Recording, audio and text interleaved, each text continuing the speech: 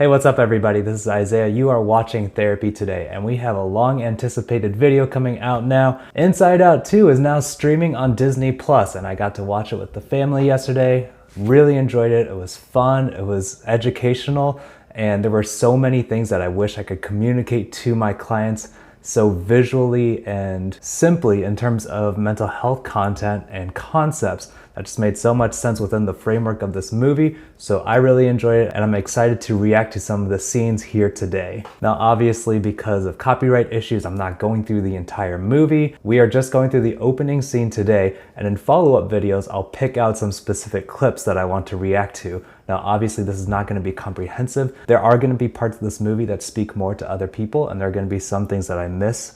And so these are the parts that stood out to me and the comments and reactions that I have to that. Now, I know that a lot of counselors, a lot of people in the mental health field have really appreciated this series of movies because it outlines so many different mental health aspects that really makes it accessible for kids to understand what their feelings are about, how to think about our feelings in a healthy way, and how to interact with them so that they're not driving things for us, but actually helping us, that we can still feel in control of our emotions. I will say, off rip, there are a couple of different theories that the movie makers are drawing from. One of them especially is IFS, and we've talked about this on this channel before, internal family systems, where we think about our emotions or our symptoms when it comes to mental health disorders as different parts that are playing a role in protecting ourselves. And so you see this in the first movie and the second movie, where all of her emotions are playing a role in trying to protect Riley and do what's best for her, and conflict arises when two different emotions or two different parts have different ideas about what is actually good for Riley. And that's where some of the conflict and some of the tension in IFS, where disorders and symptoms come from. We'll also get some more into cognitive behavioral therapy. I am not trying to spoil anything for people who watch this video, so if you haven't watched the movie yet, please do go and watch it first,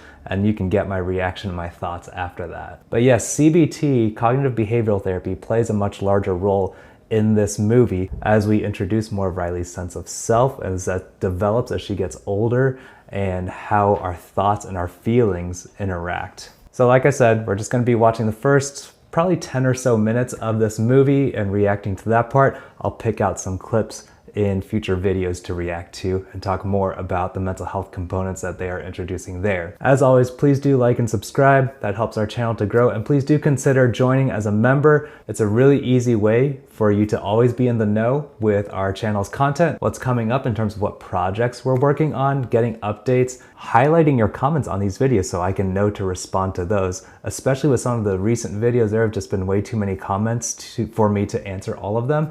And so YouTube actually highlights my members' comments so that I can pick those out and specifically respond to those. So like I said, that's a really easy way for you to support the channel and help us to grow. So thank you for considering that. Let's get into the video.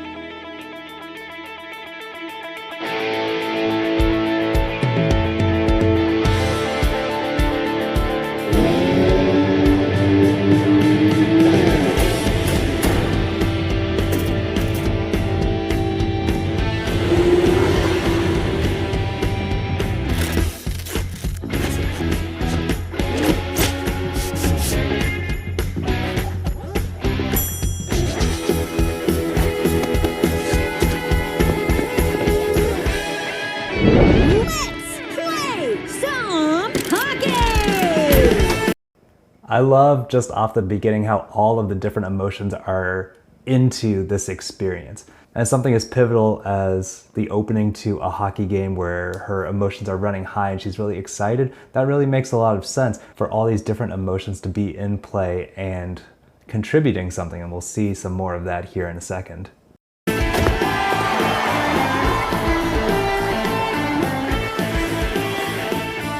Is Joy coming to you live in Riley's mind, and we are expecting a great championship today with the Foghorns. Riley fans, get up on your feet and make some noise! Go, go, go! Let's go, Foghorns! Bring it in! Foghorns on 3! 1, 2, 3, Foghorns!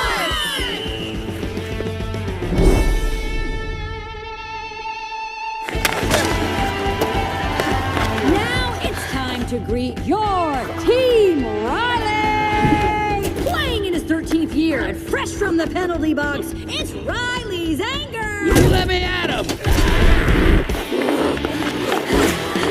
I just think it's so cool how they jump between what's going on in her mind and how that reflects what's going on in her facial expressions and in her actions. Another piece I really appreciate is that what we'll see is that with anger especially, we tend to think of that as a negative emotion, but here we can see how that anger can lead to aggressiveness that can be good in certain arenas. And when we are using our anger in a way that's productive, it can be a powerful tool for us, like when you need to go score a goal in hockey.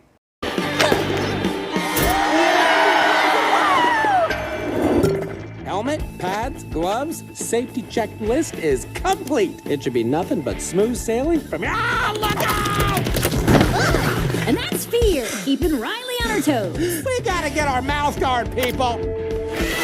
I mean, that's so true. Fear is another emotion that we tend to not like, or we tend to think of as a bad one that we want to get rid of. But fear exists for a reason. It keeps us safe. It helps us identify things that are dangerous for us and helps us to take precautions so that we don't get hurt. No, that's not ours! And that, folks, is the infamous disgust. Glad to have her on our team. 28, Anderson, tripping. Oh, no. And bringing up the rear, you know her, you love her, the one, the only. Oh, we got a penalty. That's right, Sadness is in the house. Yay. Anderson goes to the box. 2 minutes for tripping. Okay, looks like we have a couple of minutes while Riley takes a breather. Let me catch you up. I think the part that maybe is a little mixed up here is it looks like the emotions have a lot of agency, and I know it's imagination, but I think that part could get a little confusing, trying to determine like who's really driving the ship here. Is it the emotions that decide who get to run the control board, and then that determines how Riley responds, or are they responding to what she does? That part's not fleshed out so much, but that is something that if someone were thinking too deeply into this, I would caution them to say like, hey, your emotions do not have to drive what you do. And I think they get into that later in this movie. Again, no spoilers for that, but I think they do address that a little bit more in the movie where it starts feeling like Riley herself has a little more agency that she develops through all of this rather than just being driven by her emotions. And now that I'm talking about that, maybe that's part of the message of this movie, that as it's more of a coming of age story, that maybe she's driven less by her emotions and more able to make choices based on her values and the things that she believes. So we'll dig into more of that in later videos, so stay tuned for when those come out. Riley is still exceptional. Ta-da! Oh, yum. And not just because she's the top of her class, Anderson. which by the way, she is. Riley, over here. She's also really kind. And she's nice to stray cats. I mean, Kitty, look. That's an orange and white one like you. I guess Kitty's got a cameo in this movie. They haven't hit me up for any cameos yet, but Kitty made it. You're a star now. come on. Oh, and she's officially a teenager now. She got very tall, very fast. Did we grow overnight? Oh, that was our favorite shirt. We even got braces with extra rubber bands. How does it feel? Great! Ow. Sorry. Riley's personality islands are still going strong. Glad to see Boy Band Island finally broke up. But Goofball is still monkeying around. But where's Family Island? It's right there. Oh, This is so funny just because she's becoming a teenager. Family is becoming less of a thing for her. It's not disappeared entirely, but it's a natural thing that they illustrate so well, that family becomes less of an influence on teenagers, just in the sense that they're identifying more with their peers rather than defining themselves by what their family is and by what their family does. And that may be an overgeneralization, but that is the pattern that we tend to see with a lot of teenagers, that they derive their sense of self and identity more so from their peers and their friends when they hit these teenage years. there it is. What's that blocking it? Oh, that's Friendship Island. Isn't it amazing? But we realized her islands aren't the only things made by memories. Way down at the root level, these memories were also creating beliefs. Homework should be illegal. Get Up and Glow is the best band ever. And my personal favorite? I'm a really good friend. Okay, so now we're getting into some of the CBT stuff. We talk about core beliefs that are driving her sense of self, how we think about ourselves, that how we make decisions, whether ethical or just everyday decisions, as well as just introducing the idea of beliefs. It's not just emotions, but also what we tell ourselves that drive our emotions and drive our responses. So this is a very CBT way of looking at things, and it's really cool how they decide to illustrate it. Did you know the change in your couch could change the world?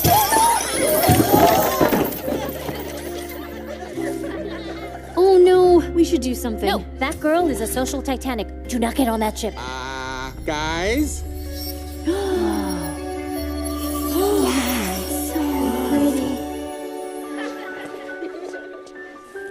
It's okay. I drop things all the time. I'm Riley. I'm Grace. And I didn't catch this the first time through, but you're seeing the interaction between what the emotions, like disgust says, like, No, that girl is a social Titanic. Do not get on that ship. that in interaction with her beliefs, which create her sense of self, that I'm a good friend, she was able to override maybe what her initial feeling might have been to be able to do something that aligned with her values, that aligned with her core beliefs of who she feels like she is, that caused her to step out and help this person. I'm Bree. Turns out when you put all of those beliefs together, they make the most wonderful thing of all. Her sense of self. I'm a good person. It's what helps Riley make good choices. 13 years of hard work, all wrapped up in what some might call our masterpiece. You know, one of the hardest challenges we found... Oh my gosh, we're back in the game! We're tied.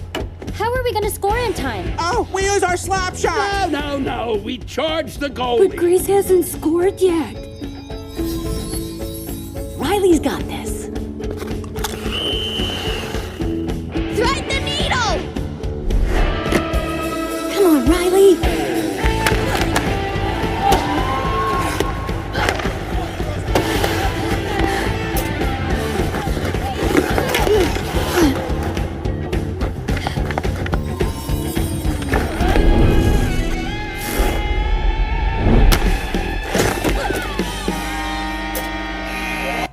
Can I just say that, like, I'm a 90s baby, I grew up on Disney, and the animation is just beautiful at this point. I know I'm not an animator, I'm not an artist, anything like that, but it's just really cool to appreciate the level of detail in the animation that they've created. It's also really cool to see what they're calling her sense of self, that little sculpture looking thing in the middle, start to shine and glow when she's in her flow, when she's really in her zone, like it was doing that when she was stepping out and helping that person who embarrassed themselves in front of the class, when she's stepping up and making the final assist for the hockey game. And I didn't catch that on the first watch, but that might kind of represent a flow state where she's really in herself, where she's really feeling good and in the zone is what some people call it. And flow is kind of an optimal state where there's just enough challenge and there's just enough reward as well. And sometimes when we have too much reward without enough challenge, or too much challenge without enough reward, then we start tipping in one direction or another, and it doesn't feel very balanced, it doesn't feel very good. But when we hit that optimum state, we really feel like we're ourselves, we're just living and we're in the moment, and that's kind of what they're illustrating there. That's what I'm talking about. Look at that. That's my girl. And the Foghorns win the championship!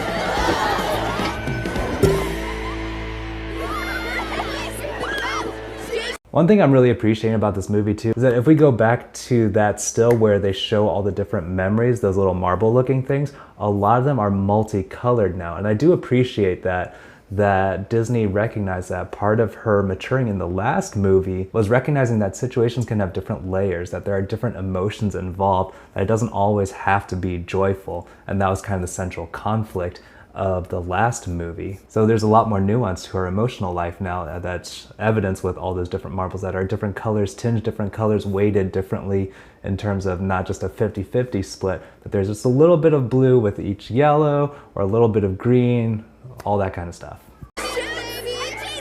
Hey girls, congratulations on your win. That's the high school coach.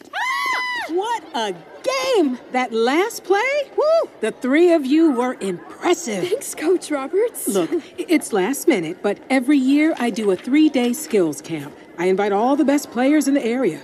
I'd love for you girls to come. Are we in a dream right now? Please, can somebody pinch me?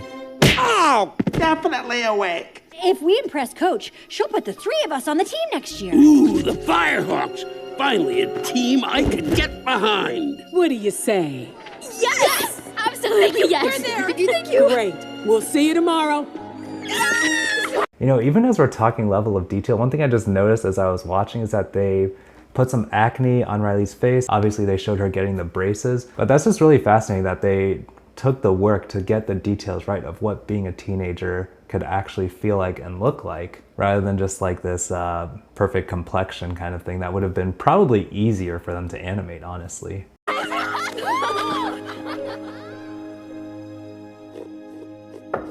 What a big day. You are such an all-star. Oh, you're gonna knock the coach's skates off. Hockey scholarship, here we come. Stop. It's just hockey camp. I mean, who knows what'll happen. 28, Anderson, tripping. Ooh, that's interesting. What colors are on that marble? I think it's red and blue, so like maybe some anger and some sadness. I wonder what caused it to just come up though. Is that how they illustrate like intrusive thoughts? Like she wasn't trying to think of it, so it didn't come up through the system where they're trying to recall a memory, but it just popped into her head. Oh, my penalty almost lost us the game today. What if I get to camp and I screw it up? Hey, don't talk like that. Yeah, you did great today, honey. Exactly. Mom gets it. Ooh, that's interesting. So Joy really likes their response, because this is where I think Joy's shortcoming was in the first movie, where there's almost this toxic positivity element where it's just like, hey, don't worry about that. It's good. Think that it's good. Don't worry about it. And that's something that I need to avoid as a counselor, because A, I don't know if things are going to be okay, and B, I don't have a lot of control over those circumstances too. And so what we'll see through the rest of this movie, and again, I encourage you all to watch it before watching any of my videos about it, is how we can coexist or acknowledge our difficult emotions, emotions that are challenging, that don't feel so good, without trying to push it away by saying, oh, it's all fine, I don't have to worry about it, I don't have to think about it, just don't worry about it, just don't think about it. Yeah, I guess. We're so proud of you. Night, monkey. All right. Sleep tight, honey. Though I didn't particularly like the parents' initial responses, one thing that can be helpful is the monkey thing was a holdover from the first movie, and that's a ritual that the dad and Riley have. And that is actually something that can be very helpful for people when they are struggling with their emotions, is that it gives a sense of solidity, of grounding, of connection with somebody, that this is something you two are doing together. And that I do appreciate, that they had that ritual that helped her to turn things around just a little bit, or to let her know that she's okay, even though she might not be feeling amazing.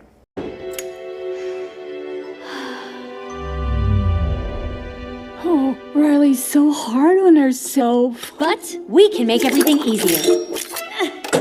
Behold, my super high-tech Riley protection system. Don't look, it's fine. This is for all those memories that belong in the back of the mind. Like this penalty one. It's weighing on her, so let's lighten the load. A one-way expressway to, we're not gonna think about that right now. Woo! Ooh, yeah, just like what I was talking about with the toxic positivity, right? And again, Joy is consistent with her character. She might have developed a little bit, but again, it's, oh, this is difficult, I'm just going to put it in the back of my mind, not think about it, not process it. And that can be problematic for people when, whether they've just learned it growing up or haven't learned how to express their emotions or process through it, that can be counterproductive for some people, that a lot of stuff kind of stacks up in the back of their minds, and that can lead to a lot of extra stress, a lot of extra difficulty down the line. What's important to recognize too is that those thoughts and those memories can still be influential on us, and what happens when we put it in the back of our minds is that we just don't recognize that it's having that impact on us, and we understand ourselves a lot less as a result. Pretty impressive. You take such good care of Riley. Thanks, I try. Okay, let's do a sweep. Oh, here's one where she waved at a guy who was actually waving at a girl behind her. Oh, that was so bad. Good choice. Oh, here's when she forgot that girl's name. Oh, yeah, that was super awkward. What was her name? I don't know, Janet or something. Whatever, let's just get rid of it. We keep the best and toss the rest. Whew. Nice work, everyone. All right, Anger, the rest of these babies can go to long term.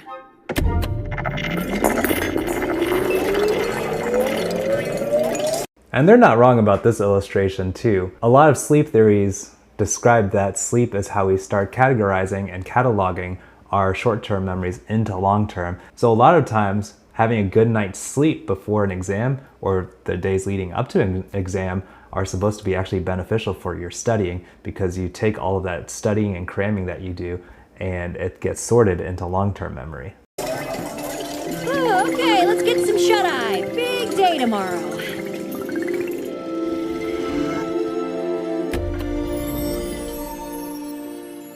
Joy, are you taking that where I think you're taking that? Wanna come this time? Yes. I mean, no, I really shouldn't. You know, you're the only one who hasn't been to the belief system. Yeah, it's just that it's new, and I know how important it is, and I don't want to mess it up or break it or burn it to the ground or anything. Sadness, you won't hurt it, I promise. Have I ever steered you wrong before? Yeah, many times. Come on. Where I go, you go.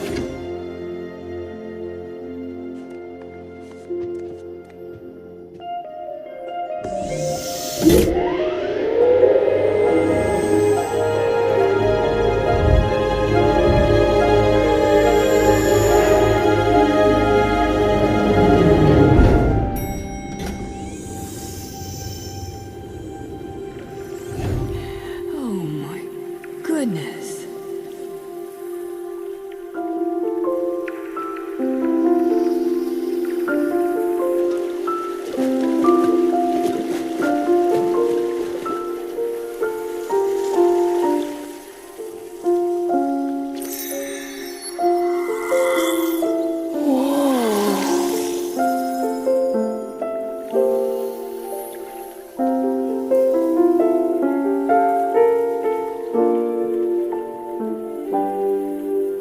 Mom and Dad are proud of me. An oldie but a goodie. I'm kind. Oh, that's nice. I'm strong, I'm brave. I'm a really good friend.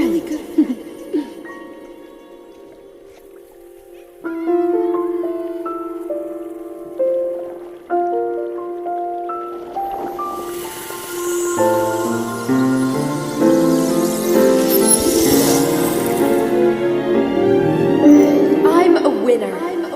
And all those beliefs come together to That's really cool how they illustrate that these memories are the source of her beliefs, and these are what we call in CBT automatic beliefs. She doesn't have to intentionally think of them, they come to her mind automatically. And a lot of times these are kind of our knee-jerk beliefs and responses to situations that arise without us thinking about it. We think of that as kind of like our automatic response or knee-jerk reaction, either feelings or thoughts, and how we interpret events. And so this is where in CBT with my clients, I tell them it's really hard to just tell yourself a different thought and really believe it, because it's not coming from the core like these automatic beliefs are. And so we have to introduce new events. We have to take action to add to our catalog of memories, if you will, our database of different beliefs that we can draw on, ways that we feel empowered or that we feel capable of making change. And within this illustration, we're adding new wires, if you want to call it that, that might be able to bring up different automatic beliefs for us in future situations and allow us to respond more the way that we like to. Within this movie's illustration, you might even call it like you're intentionally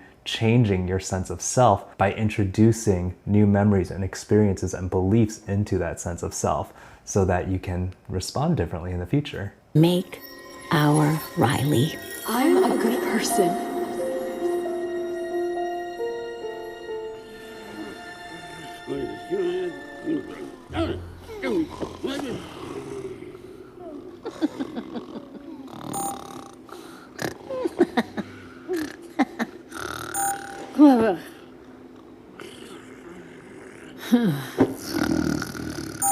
Huh?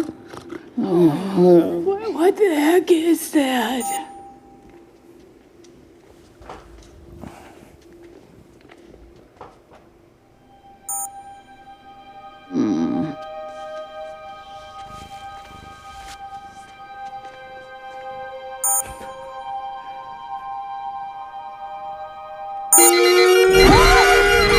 And that's where I'm gonna end my reaction today. Definitely encourage you all to watch it if you have a Disney Plus subscription or if you have some way of watching this movie. I intentionally chose to end it on kind of that cliffhanger. It is a movie that you need to experience and just need to watch for yourself. It's funny, it's educational, and it really describes some of these mental health concepts really well. So I do appreciate the care and the thought that they put into some of this. And it's a pretty great coming of age story too. So definitely encourage you all to watch it. Again, I will be doing more videos where I'm just clipping a couple of different sections of the movie. I'm not gonna go through the movie in its entirety. But again, please do like and subscribe. Comment below what your thoughts are on this scene that you've watched and what your thoughts on the movie and the franchise also. I also thought it was pretty cool that Kitty got a cameo in the movie. I didn't know he had a contract with Disney, but that's a pretty big deal. Maybe he's got an in for me to get involved with them as well. But everyone, thank you so much for watching this video. I will see you next time.